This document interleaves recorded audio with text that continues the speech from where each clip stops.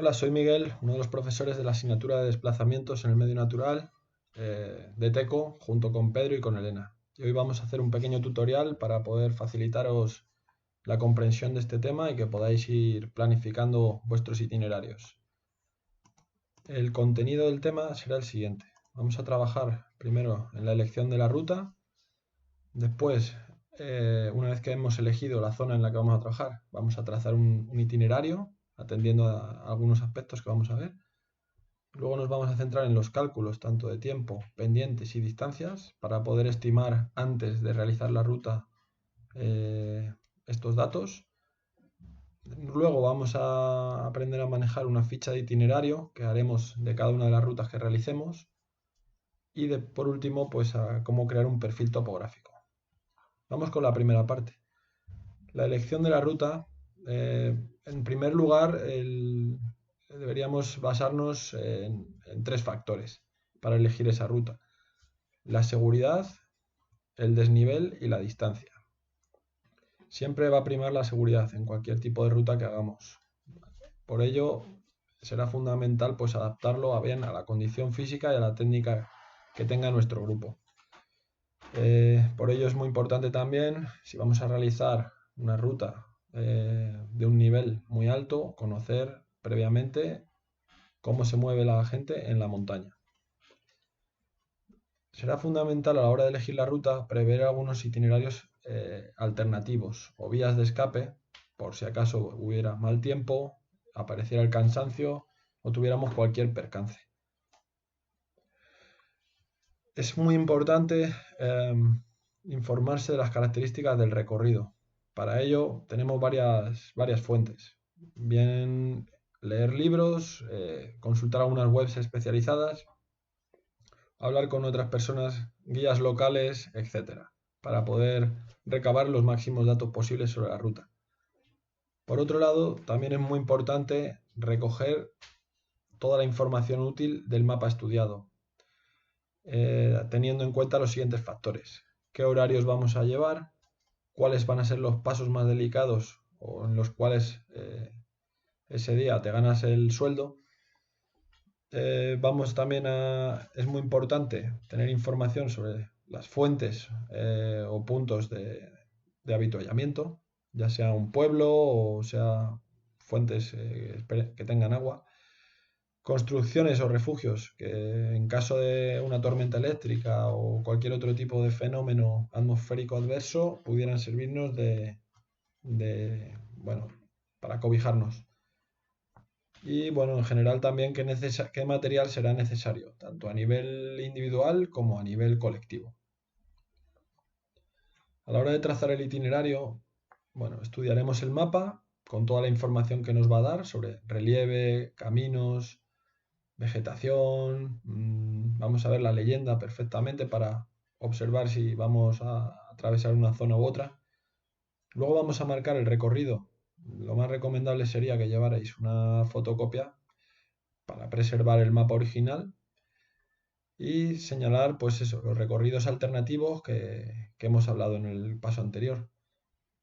Por último, es muy importante dividir el itinerario en tramos, marcados pues por puntos característicos, como puede ser un collado, una cima, un pueblo, un giro muy brusco del camino, un lugar de avituallamiento. Todos esos puntos nos harán que podamos dividir en sectores el recorrido de nuestro itinerario. Si vemos, por ejemplo, aquí, mapa de San Lorenzo del Escorial en escala 1:25.000, si saliéramos del monasterio con objetivo de hacer cumbre en Abantos, pues sería sencillo crear un par de tramos. Por ejemplo, podríamos crear un primer tramo que fuera desde lo que es el monasterio hasta la presa, el embalse del Romeral, y el segundo tramo podríamos hacerlo, por ejemplo, ya hasta la cumbre, dado que no es demasiado larga la ruta. Ya si queremos rizar el rizo, pues podemos hacer una ruta circular, incluyendo un tercer tramo, por ejemplo, que vayamos por el GR10, por esta cuerda, hasta el refugio de la Naranjera, sería el tercer tramo, y un cuarto tramo imaginémonos que vamos a bajar hasta el Valle de los Caídos para pernoctar allí. Bueno, pues ese sería el cuarto tramo, ¿vale? Lo que queríamos que entendierais. Volvemos a la presentación. Una vez que ya tenemos recabado toda esta información, procederemos a rellenar la ficha del itinerario. En esta ficha del itinerario, que os voy a mostrar ahora un ejemplo que tengo por aquí. A ver si sale. Bueno, parece que he tenido un pequeño percance técnico. No pasa nada. Seguimos. Aquí tengo la ficha de itinerario, un trozo. Bueno, aquí veis cómo en la ficha de itinerario clásica pues sale una columna con el origen, siguiente columna el destino. Este será el primer tramo. Cota, altitud de la que partimos, rumbo que vamos a llevar, hay que sacarlo con la brújula, distancia que vamos a tener entre un tramo y otro, desnivel, ya sea positivo o negativo, y una estimación del horario previsto.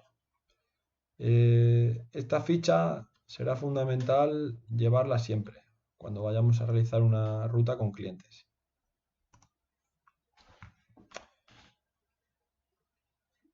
Bueno, a partir de este estudio del itinerario podemos calcular los ritmos, los tiempos, etc. Estudiar posibles desvíos, cruces que nos pueden ayudar también a orientarnos y al final realmente podemos realizar un pequeño croquis, que es un esquema de la ruta y bueno, y también trazar un perfil topográfico, solo si fuera necesario. Respecto a la elección de los tramos, bueno, esta es una de las partes más bonitas. Realmente sería importante buscar puntos característicos en el recorrido, fáciles de identificar, como os he hecho yo en el ejemplo. Construcciones, características, collados, lagos, confluencias de caminos. Estos puntos constituyen el principio y el final de cada tramo. El paso por estos puntos confirmará la buena orientación y nos permitirá comprobar que vamos siguiendo los horarios. Respecto a cómo calcular los tiempos, bueno, en este tipo de cálculos vamos a tener también en cuenta incluso imprevistos. Pero bueno, vamos a explicar en un primer lugar sobre qué ritmos vamos a calcular los tiempos, ya que no es lo mismo llevar un grupo con una orientación muy deportiva y que tengan buena condición física que llevar un grupo de gente sedentaria que no tiene mucha costumbre. Nosotros recomendamos usar, para el caso de la distancia reducida, 4 km por hora y unos 300 metros de desnivel a la hora. Positivos.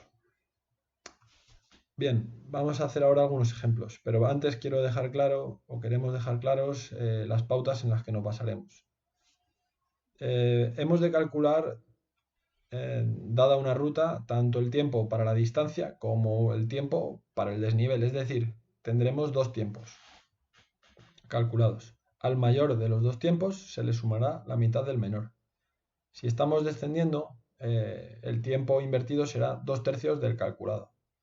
Y luego añadiremos al tiempo obtenido un 10% para paradas y un 10% extra como margen de seguridad para cualquier imprevisto. Vamos a ver algún ejemplo.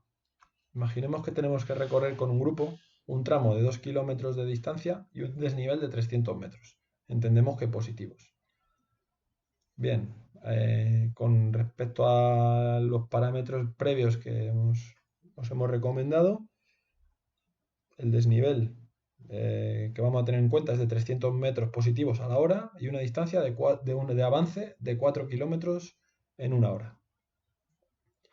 Si en recorrer de 2 kilómetros tardamos 30 minutos, sabiendo que vamos a 4 kilómetros por hora, para ascender el desnivel de 300 metros tardaremos una hora, según estos dos cálculos. Ya tenemos dos tiempos, 30 minutos y una hora.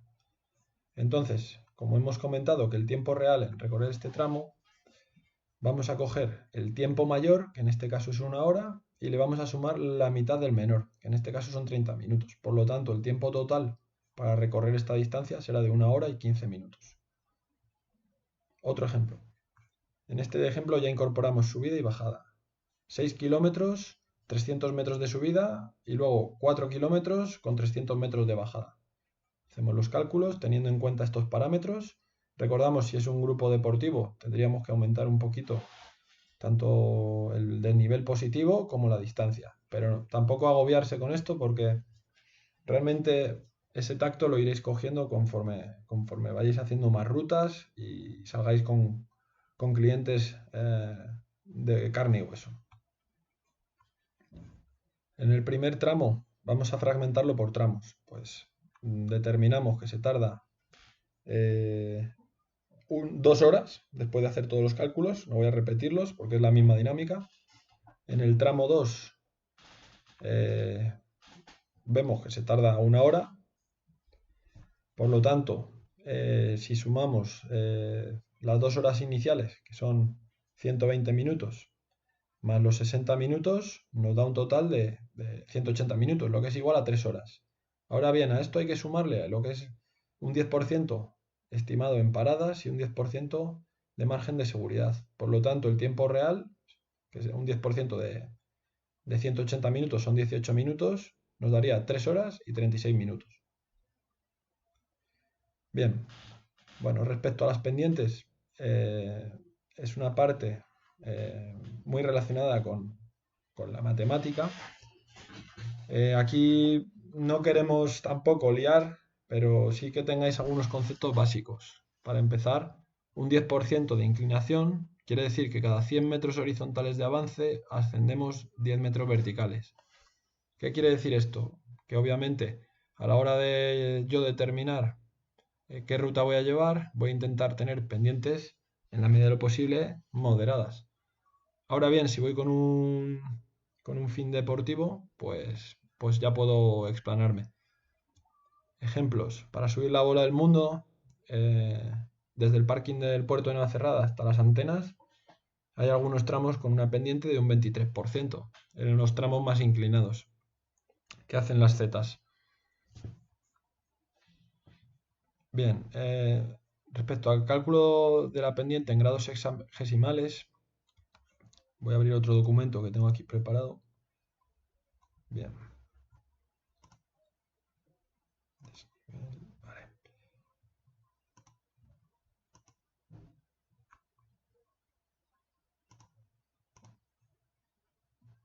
Bien, aquí está.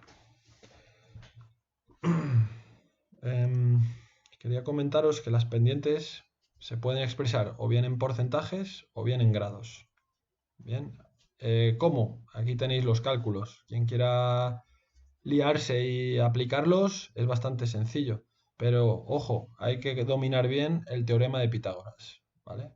Entonces, quien quiera meterse con ello, aquí tiene unos ejemplos para practicar.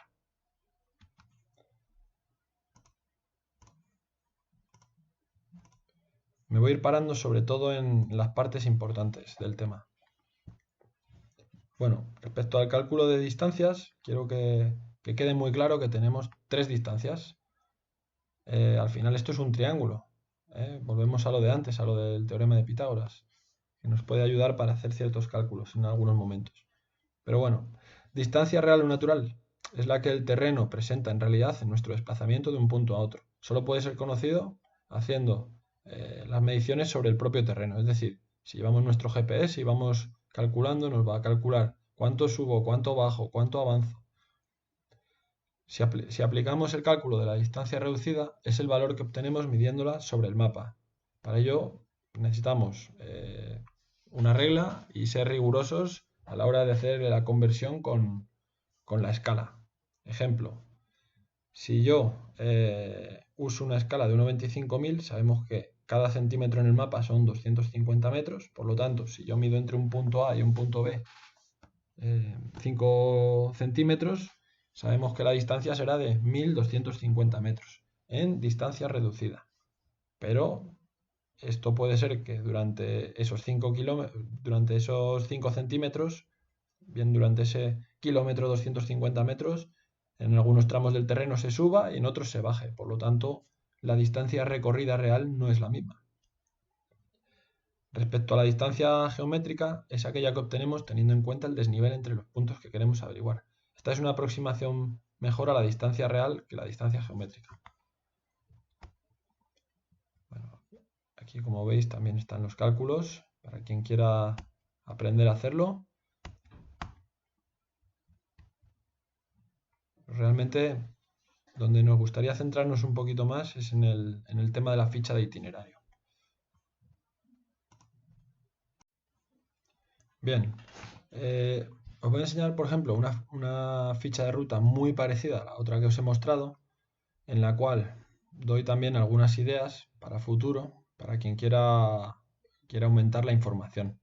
Este tipo de ficha habría que tenerla para cada ruta que hagamos. A mí me parece una buena idea incorporar lo que hemos comentado, lo de los tramos, con algunos, ¿cómo se dice? Con algunos detalles más. En este caso he querido incorporar algo de información sobre coordenadas. Después he querido añadir un perfil topográfico, en el cual pues te vas haciendo una idea muy clara de cada punto en qué lugar está. Una serie de teléfonos de información. Incluso aquí podemos incorporar algo de telecomunicaciones por walkie-talkie, frecuencias, etc. Algo de información sobre la geografía, sobre el clima, la geología, la fauna, la flora. Y luego, pues nada, algunos aspectos sobre alternativas, puntos de cobertura, época recomendada del año para hacerla, etc. De tal forma que al final tengamos un fichero con una serie de rutas que nos pueden ayudar a entregársela incluso en el momento de la ruta al cliente y bueno, es un detalle muy bueno, aparte de que es necesario para planificar rutas. Bien, volvemos a la presentación. Bueno, ahora vamos a hablar del tema de trazar un perfil sobre el terreno. Básicamente, lo que acabáis de ver, un perfil es lo que nos va a dar una idea de si el terreno sube, si baja, la distancia. Necesitamos realizar dos cosas. Por un lado, un eje de las X en el cual mostraremos la distancia. En este caso hemos elegido de 0, 1, 2, de 1 kilómetro en 1 kilómetro. Y un eje de las Y en el cual vamos a poner la altura sobre el nivel del mar. En este caso no es necesario que la escala justo empiece a nivel del mar. Si estamos trabajando, por ejemplo, en Peñalara, que está cerca de 2.400 metros, aquí en el sistema central, con que empecemos con 2.000 metros o 1.500, 1.600, 1.700, 1.800, veremos un perfil mucho más gráfico. Básicamente hay que medir distancia reducida entre el punto A y el punto B. Después, los puntos de corte de las curvas de nivel hay que trasladarlos a la escala de distancia, al eje de las X, y el resultado al final pues hace que puedas ver de esta forma el perfil. Y es una forma bastante buena de hacerte una idea. Os voy a enseñar otra forma de verlo. Es recomendable hacerlo con papel milimetrado. ¿Vale? A ver si os enseño alguna más. Fijaros, al final se trata básicamente de transferir, ¿no? De las dos dimensiones, pasas también a dos dimensiones, pero lo vas a ver de perfil. Tenemos el mapa topográfico con las curvas de nivel. Señalamos en una tira las curvas de nivel, las marcamos con un pequeño rotulador. Luego trazamos en papel milimetrado un eje de ordenadas y otro de abscisas. Y entonces llevamos los puntos que hemos marcado, en este caso que coinciden con las curvas de nivel, las llevamos al papel. De tal forma que nos queda el perfil. Aquí veríamos cómo queda. Lo unimos por líneas. Esto sería lo que os comentaba de marcarlo.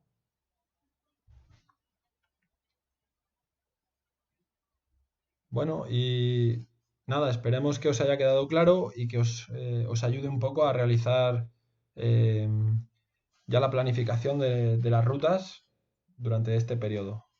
Un abrazo de parte de todos los profesores y espero que nos veamos pronto.